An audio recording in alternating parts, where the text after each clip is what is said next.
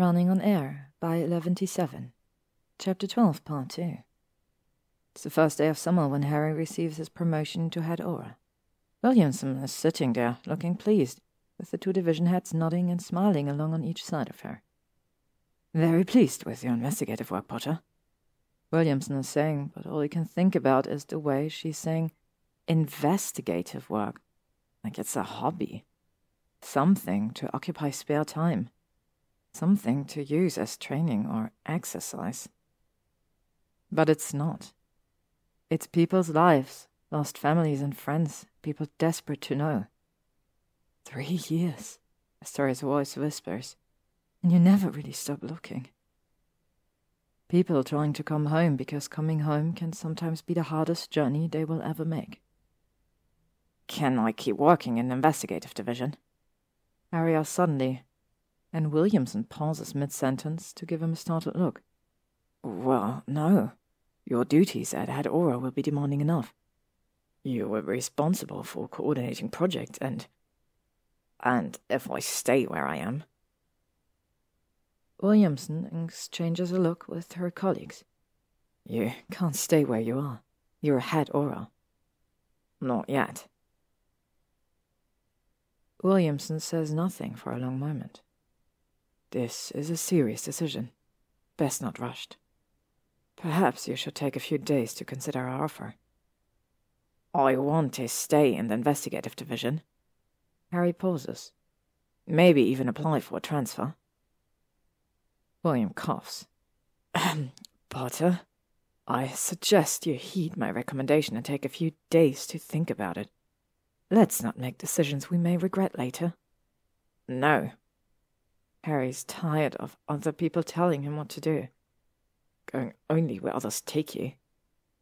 "I'm continuing my investigative work, and if that means refusing a promotion, that is fine." "Look, you're one of our finest Aurors," the man to the right of Williamson says suddenly. "You've got a stellar record. You've had a direct hand in catching at least half the Death Eaters." "I caught the last one 3 years ago," Harry says sharply. "Lucius Malfoy, who died in custody. That doesn't feel like a victory, strangely enough." The Auror division has certainly been downsized now that the war is over. However, that doesn't mean your work is any less important, Williamson says firmly. Harry could almost smile if he wasn't so bitter about it. "The last job I took before I worked in investigative, I spent a week, the entire week, serving as a glorified bodyguard for the minister, standing about in a smart uniform, twiddling my thumbs." "As Head Auror," Williamson says, "you could delegate those sort of roles." "Delegate? You're seriously offering delegation as a benefit of promotion? Wow, brilliant. I always base my decision on how much potential power I'll have over others." Harry laughs. Williamson flinches, but recovers quickly. "We'll reconvene at the end of the week," she says crisply. "Potter, why don't you take the rest of the week off?" Harry bites down a response and stands up. "I'll see you Monday," he says, and they all nod and awkwardly farewell him. He takes the train home. The first day of summer is blossoming into a lazy afternoon. Couples stroll leisurely along Regent Street, gazing at window displays, and even the punishing crowds of Oxford Street seem less rushed than usual. He watches the trains, always taking people away, always bringing people back.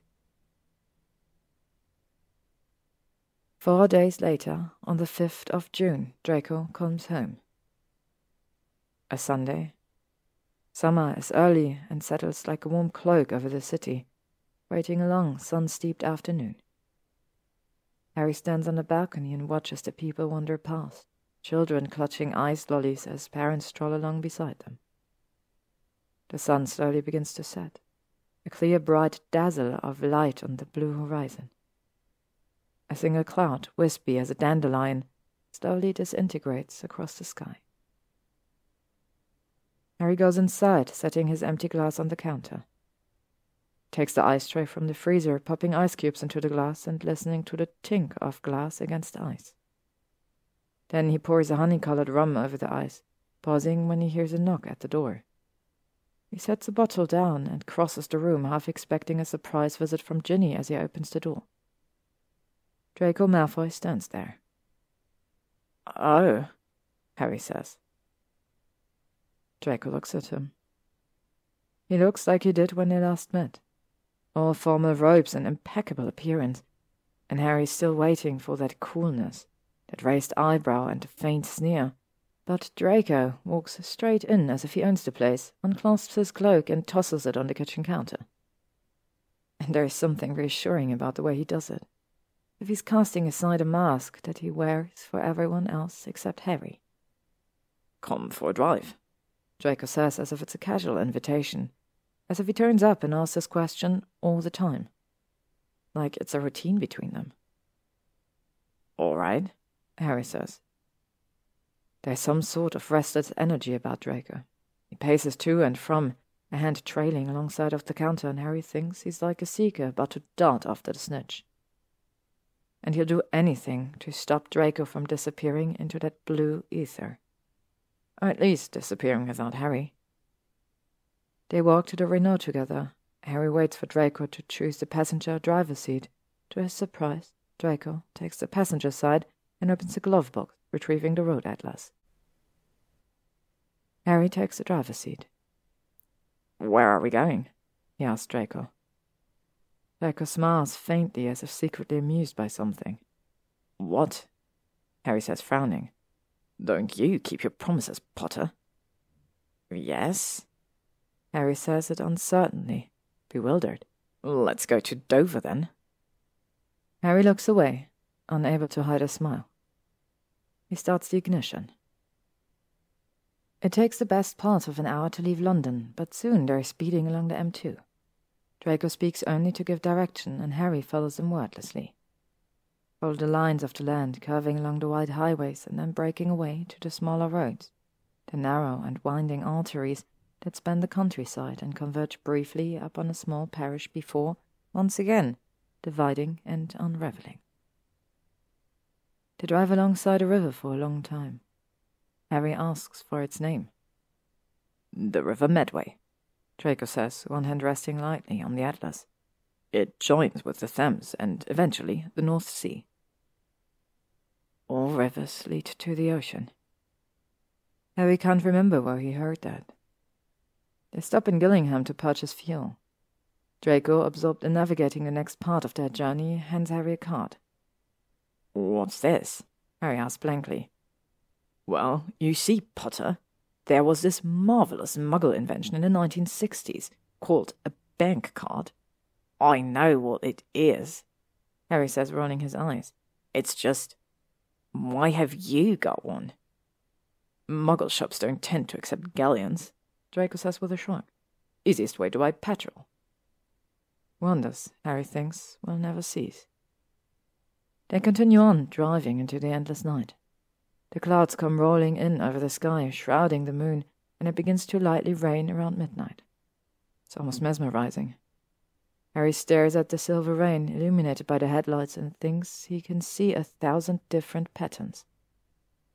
Draco's silent and a few times. Harry thinks he has fallen asleep. Whenever he glances over, however, he sees the light reflected in Draco's eyes as he gazes ahead.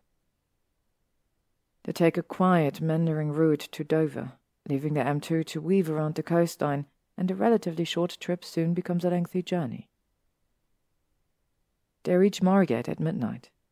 Dover is still about an hour away, Harry calculates. He's beginning to feel tired. Draco seems to notice, for he tells Harry to pull over and they switch seats. Harry doesn't remember falling asleep, but when he wakes up, the lights of Margate have long disappeared. Inky black fields surround them, and there is no other car in sight. "Where are we?" he mutters groggily. "Nowhere. Go back to sleep." He does.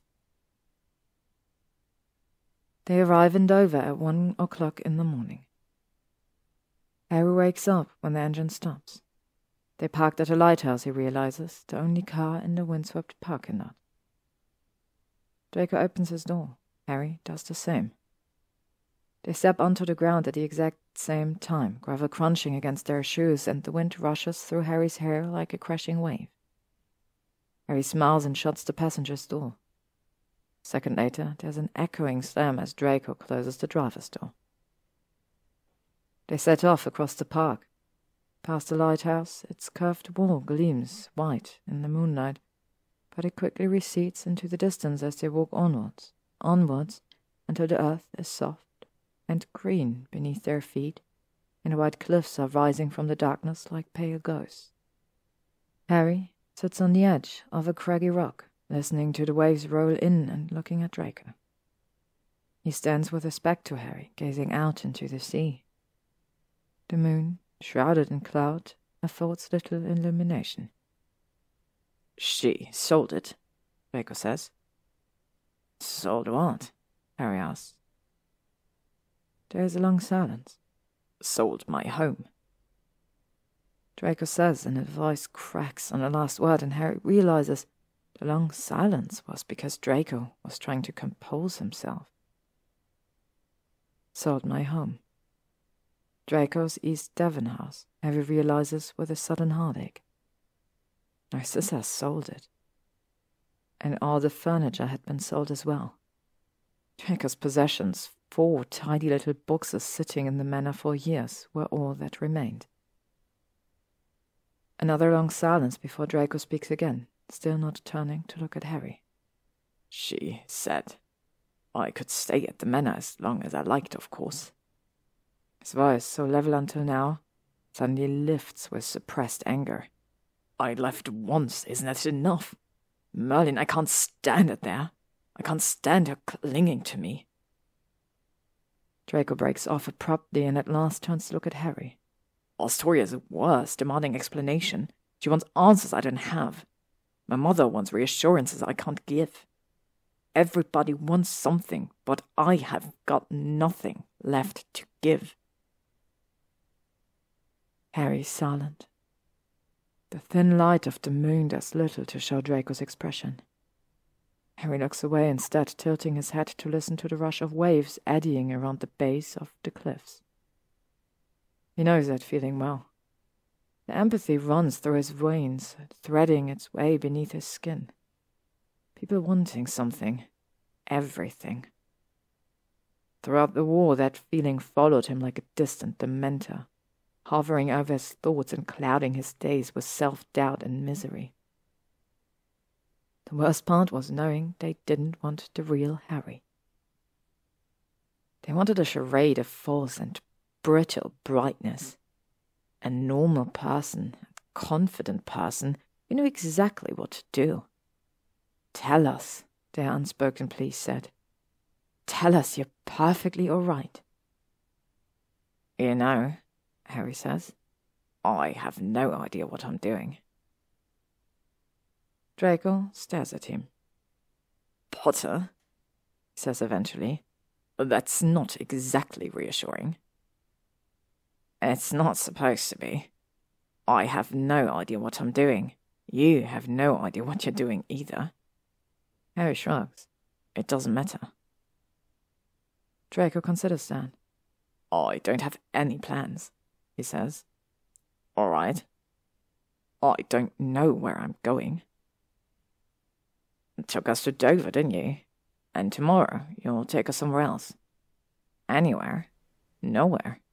Wherever." Draco falls silent. They stay where they are for a long time, until dawn begins to faintly tinge the sky. To be continued.